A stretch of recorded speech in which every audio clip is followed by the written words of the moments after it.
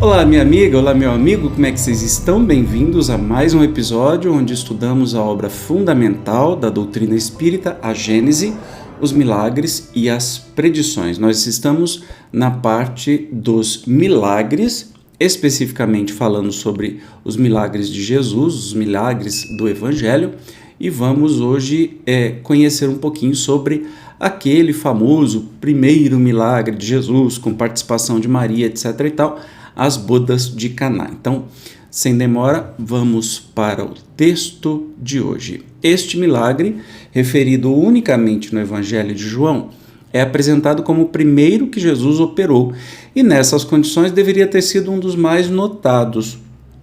Entretanto, bem fraca impressão parece haver produzido, pois que nenhum outro evangelista dele trata. Fato tão extraordinário era para deixar espantados, no mais alto grau, os convivas e, sobretudo, o dono da casa, os quais, todavia, parece que não o perceberam. Então a gente começa com uma afirmação bem interessante, né? Como o primeiro milagre de Jesus, ele devia ser mais alardeado, mais falado, mais comentado e ter aparecido em outros evangelhos, né? Mas nem uma coisa nem outra. O que não nos tira a hipótese de serem coisas criadas para aumentar a importância de Jesus, né? Que de fato não tenha acontecido mesmo, porque aí você vai com registros históricos, né? E pelo menos referências em outros evangelhos ou em alguma parte da história, o que não existe, né? Então a gente começa a entender assim logicamente como é que as coisas são, mas vamos continuar com o estudo de hoje. Considerado em si mesmo, pouca importância tem o fato, em comparação com os que, verdadeiramente, atestam as qualidades espirituais de Jesus. Admitido que as coisas hajam ocorrido, conforme foram narradas, é de notar se seja esse, de tal gênero, o único fenômeno que se tenha produzido.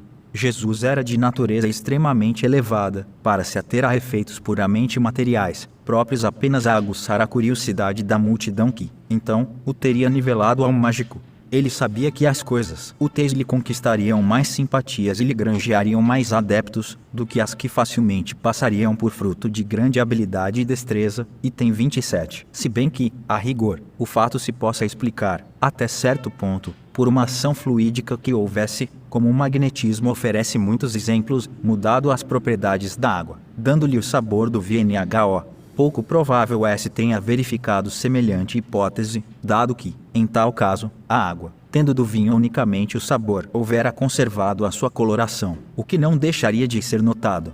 Mais racional se reconhece aí uma daquelas parábolas tão frequentes nos ensinos de Jesus, como a do filho pródigo, a do festim de bodas, do mal rico, da figueira que secou e tantas outras que, todavia, se apresentam com caráter de fatos ocorridos. Provavelmente, durante o repasto, terá ele aludido ao vinho e à água, tirando de ambos um ensinamento.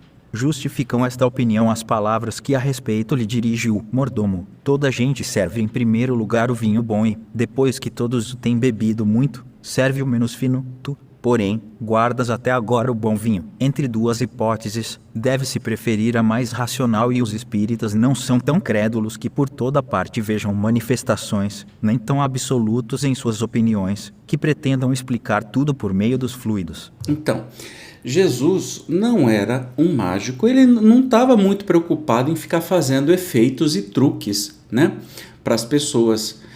Ele falava muito em parábola e nos parece que essa passagem, né, como citado, tem muito a ver com parábola porque tem um ensinamento em cima disso. Necessariamente o fato em si não tem tanta importância quanto a história em si, né?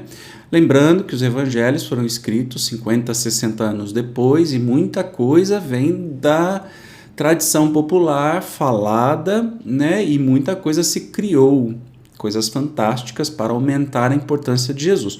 Isso não diminui em absolutamente nada a figura de Jesus para o espiritismo, nem para todos nós, porque ele, como um ser evoluído, né? Um espírito feliz, está lá para ensinar coisas, não para ficar fazendo truquinho de mágica, transformando água em vinho, etc e tal. É que isso chama mais atenção do que os ensinamentos morais. Então, que a gente precisa sempre prestar atenção nisso para não se deixar levar por apenas efeitos. Até mesmo porque tem um monte de mágico que faz um monte de coisa que a gente não explica, fala assim, nossa, como é que conseguiram?